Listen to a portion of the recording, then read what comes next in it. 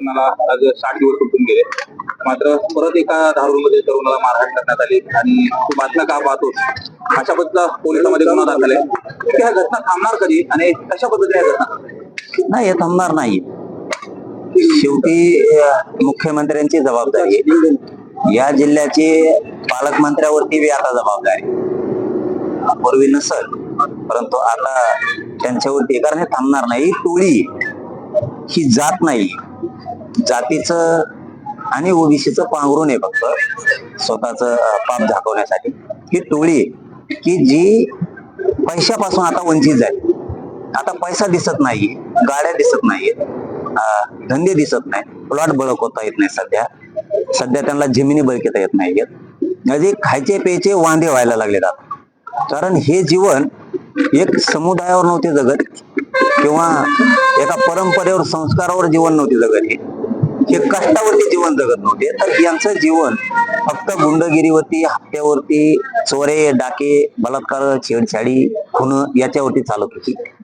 आता ती थोडी बंद व्हायला लागली, म्हणून हे बंद होणार नाही. ही टोळी आहे फक्त, आणि टोळीला जबाबदारी पूर्ण मुख्यमंत्र्याची 100%. याचा नायनाट जर केला नाही आणि संतोष भैयाच्या खुनात यांना सगळ्यांना जर तुम्ही आरोपी नाही केलं तर हे असं सुरू राहणार आहे की मुख्यमंत्र्याला कायम कलंक असणार आहे. धनंजय मुंडेची टोळी म्हणजे मुख्यमंत्र्याला कलंक.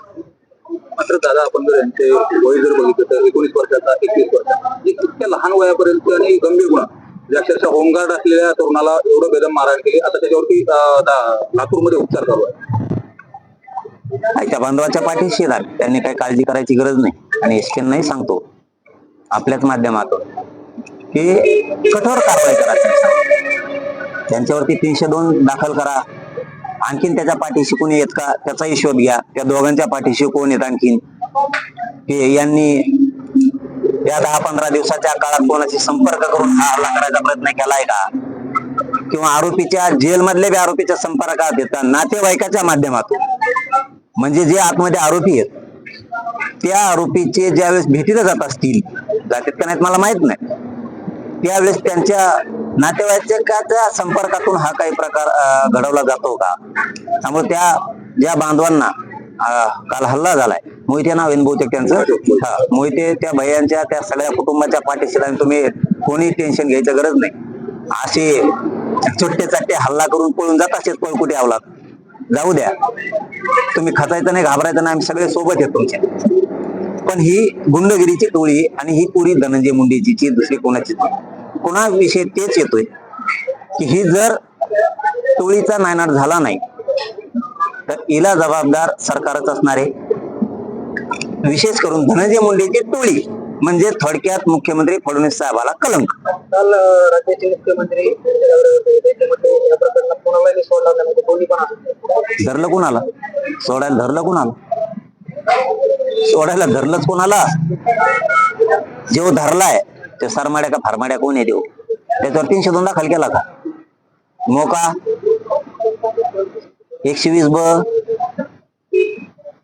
नाही केला.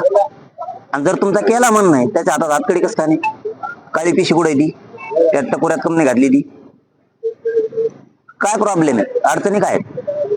जर नुसत्या डोक्यात मुंग्या आल्या म्हणून, आता मुंग्या आल्या का किडे पडले त्याच्या डोक्यात काय माहित नाही, नुसत्या मुंग्या आल्या म्हणून त्याला 2 दिवस तुम्ही हॉस्पिटलला ठेवता. महादेव गीतेला का ठेवत नाही तुम्ही हॉस्पिटलला, त्याला जेलमध्ये का उपचार, त्याचा जीव नाही का, त्याचा जीव नाही का, तो तर मृत्यूशी झुंजत होतो आतमध्ये, त्याला लेकरं बाळ असतील. शिव फक्त तुम्हाला पैसे कमवून देत होता म्हणून याची एवढी बरदास्त ठेवली जाते.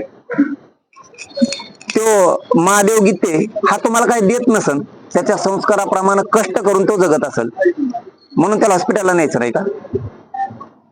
ही भयंकर टोळी, त्या जातीला, त्या समाजाला एवढी पत होती या जिल्ह्यात, पुरी पत घातली यांनी ह्या धनंजय मुंडे त्या टोळीत. खाली मान घालून जगायची वेळ आली आज फक्त टोळीमुळं. आणि टोळी संपूर्ण खूप गरजेचं आहे. मुख्यमंत्र्यांनी धरलेतच कोण याचाच आम्हाला मिळाला नाही. एक तर फरारच आहे, ज्याच्याकडे खरे पुरावे तो मग तुम्ही मोबाईलच फेकून दिलाय, तो कोणाचा बी चाट आहे, त्यांनी मोबाईल फेकून दिला जणू. मोबाईल फेकून नाही दिला त्यांनी, धनंजय मुंडेकडे ठेवला असेल ते. 100% संशय त्याने धनंजय मुंडेकडे ठेवला, कारण तिकडे नाशिकडे कुठेतरी होता, गेला असेल तो.